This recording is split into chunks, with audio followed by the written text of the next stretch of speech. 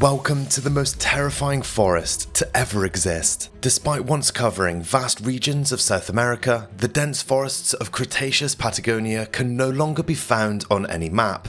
Their only trace lies in fossilized trees and sedimentary layers scattered across southern Argentina. Around 100 million years ago, open plains and floodplains were ruled by colossal predators like Giganotosaurus and Mapusaurus, some of the largest theropods to ever live. But over time, those open landscapes vanished. Dense forests crept in, swallowing the open plains and changing the game entirely. This wasn't a calm retreat into the shadows.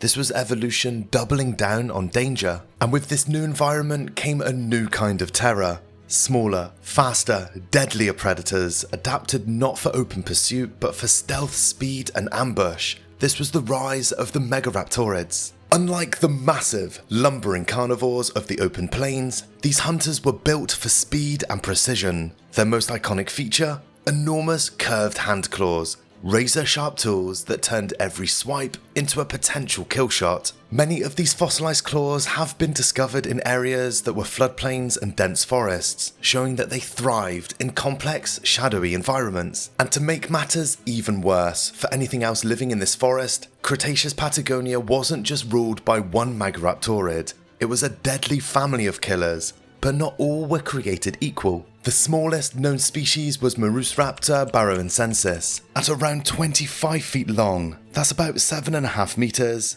and weighing roughly just under 1 ton, that's 800 kilograms. It was no tiny runt, but still a monstrous predator by any standard, weighing just as much as a polar bear, today's largest land predator.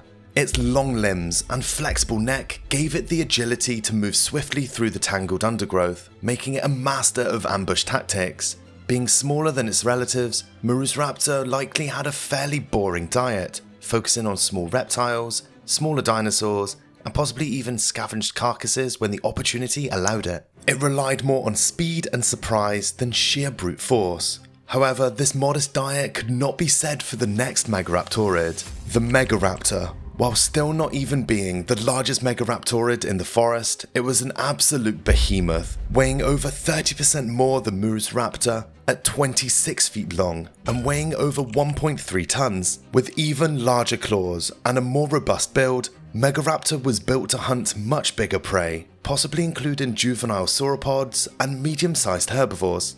But if you were a herbivore living in these forests, you would have had a much bigger problem to worry about than these two predators, as there was a Megaraptorid that absolutely dwarfed both of these species when it came to both size and weight. This is the true monster of perhaps any forest in history, the Maip macrothorax. Now there's no arguing that Megaraptor was huge, but even it was tiny compared to Maip, which is the largest member of the Megaraptoridae ever found. It dwarfed its cousins in both size and strength.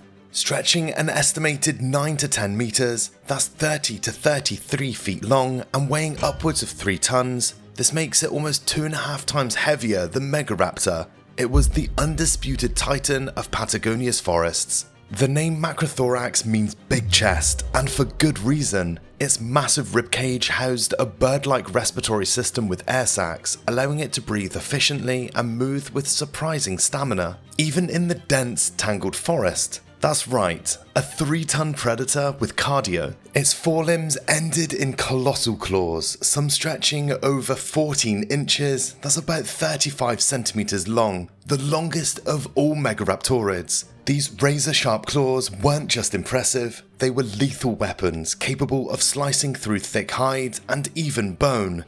And while we don't have its full brain case, the large eye sockets suggest it had some serious visual power, maybe even rivaling those of birds of prey today. This would have let it spot any animal trying to remain unseen in the dark forest. Based on these traits, researchers concluded Maip macrothorax was by far this region's most dominant and largest carnivore. It likely preyed on a wide range of dinosaurs that lived alongside it, from juvenile titanosaurs like Nulatitan to even armored herbivores like Patagopelta. But here's where things get even more interesting. While Maip ruled the forest floor, it was far from the only nightmare stalking these woods.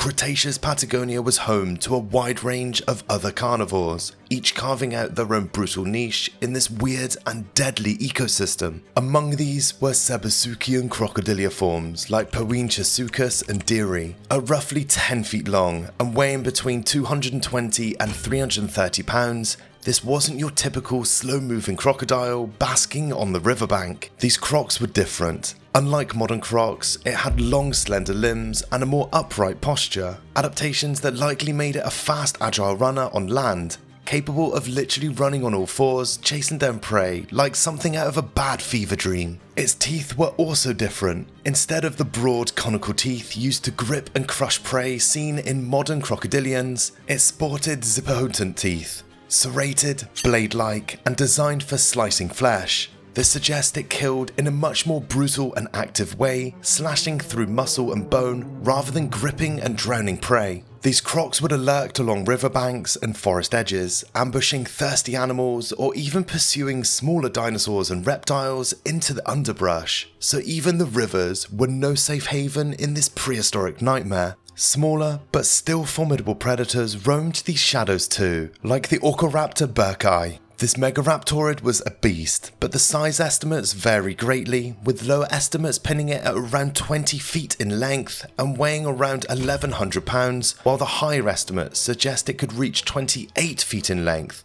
and weighing upward of 1.4 tons. So if the higher estimates are true, this would have made Orcoraptor burkii one of the most dangerous animals in the forest. But even at the smaller estimates, this still makes this predator a monster.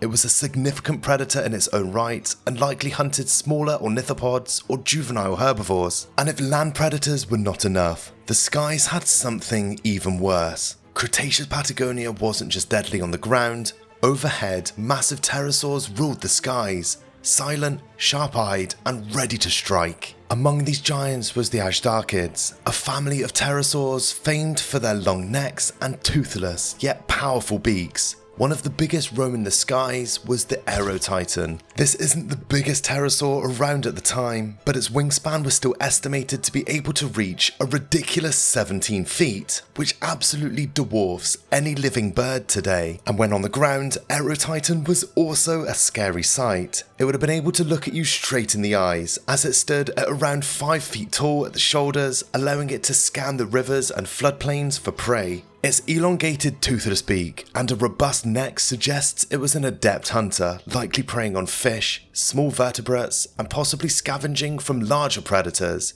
Agile in flight, Aerotitan could soar gracefully over the dense forests, using its keen eyesight to spot potential meals below. Yet despite Aerotitan's huge size and disturbing appearance, you wouldn't have needed to worry about it too much, because the true ruler of the skies was a monster almost twice as large. This is the Thanatosdrakon, a name meaning death dragon, and for good reason. This thing was truly massive, with a wingspan exceeding nearly 30 feet. To put that into perspective, Argentavis, the largest flying bird ever, had a wingspan of about 23 feet, making Thanatosdrakon nearly 6.5 feet wider, broader than some small airplanes today. And standing on the ground, its head reached closer to 20 feet, towering as tall as a giraffe. Although it was the same size as the tallest animal on the planet, it weighed only about 440 pounds, remarkably light for its size. But don't let that fool you.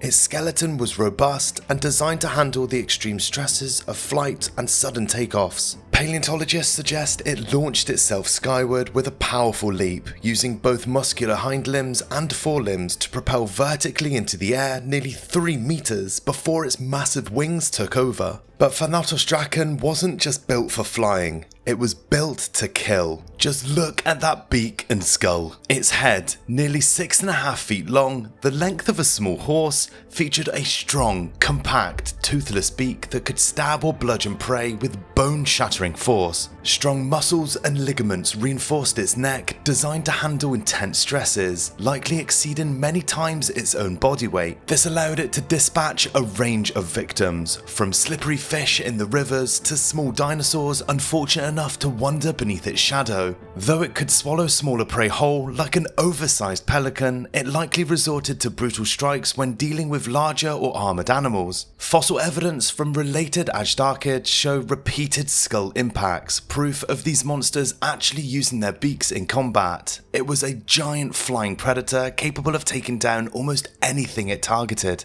While the forests of Cretaceous Patagonia teemed with fearsome predators and flying nightmares, they also sheltered giants that dwarfed nearly everything else on the planet. Towering sauropods like Nulotitan roamed these shadowy woodlands, estimated to have reached around 66 feet in length and weighing possibly between 20 and 40 tons. But surprisingly, this was one of the smaller sauropods that roamed the area, as among these forests also roamed Pterosaurs, which rivaled the famous Argentinosaurus in size. Conservative estimates put Pterosaurs around 100 feet long and weighing up to 50 tons, while some bolder reconstructions suggest it could have reached lengths of up to 131 feet and weights approaching 100 tons. Even at the lower estimates, this puts this sauropod as an absolute giant. But despite their titanic sizes, these giants were not invincible. Juvenile titanosaurs were vulnerable prey for the relentless megaraptorid hunters prowling the forest floor,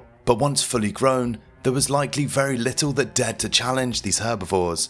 But nothing lasts forever, as these giant sauropods and the forest itself found out. For tens of millions of years, the dense forests of Cretaceous Patagonia stood as one of the deadliest places on Earth, from the ground-shaking titanosaurs to the razor-clawed megaraptorids and the sky-ruling pterosaurs. But of course, all nightmares must end. Around 66 million years ago, the infamous asteroid impact wiped out nearly 75% of all life, including the mighty dinosaurs and their terrifying forest. Today, only their fossils remain, silent reminders of a lost world where nature's fiercest creations battled for dominance in the most unforgiving forest to ever exist.